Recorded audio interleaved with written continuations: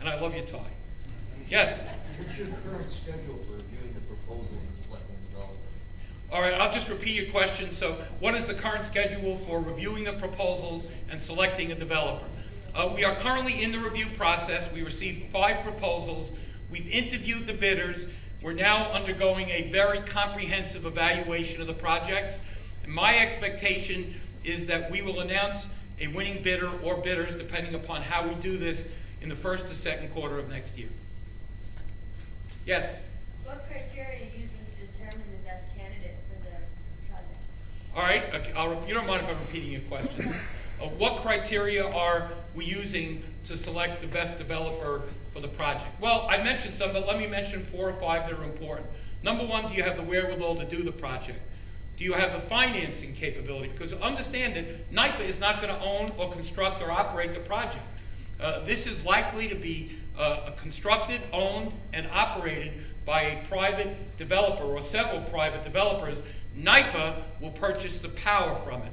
And by the way, even though I think it is more expensive than traditional costs of power, in terms of the power itself, that doesn't talk about the health benefits or the environmental benefits, but I think it's expensive. It's more expensive. The bottom line is that it won't impact our rates up here. It's not enough to impact. Just to give you an example, we're producing about 2,500 megawatts of hydropower from our Niagara project, which is a beautiful facility and works wonders for New York State, especially up here in Western New York.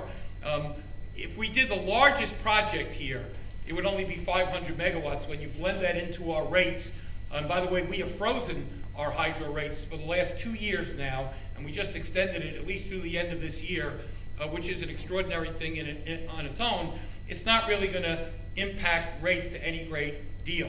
But the economics of the project are going to be important. The cost of the power that NYPA would have to pay is important. I think the environmental issues, community acceptance. You know, if you're proposing it in a community that has voted overwhelmingly through their town boards or county legislature against the project, I don't think we're going to put it there. Also, economic development is important. One of the major criteria is how much of this work is going to be done right here in upstate New York and western New York. We're going to look at where the interconnection is, whether or not you have to build additional interconnection on land or not.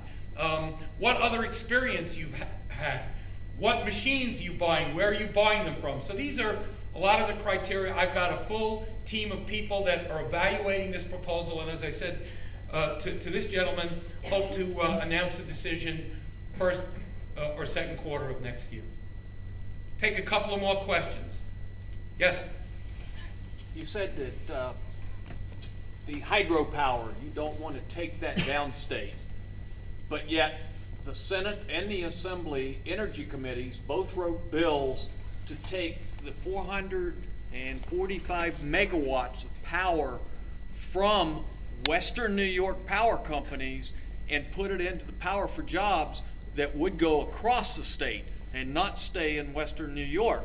So don't say you don't want to steal the hydropower, because it's already there to do. It's already planned to do that. And a few of us, I'm an assemblyman, and a few of us stood up to leadership down there and said, no way are you going to take the hydropower from Western New York. If you want to create jobs through Power for Jobs program, take that 445 megawatts and use it in Western New York. Don't take it and take it to Long Island, New York City, or Albany, or any place else. My question on the wind power. Well, let me answer that. I don't know what that's a statement or a question.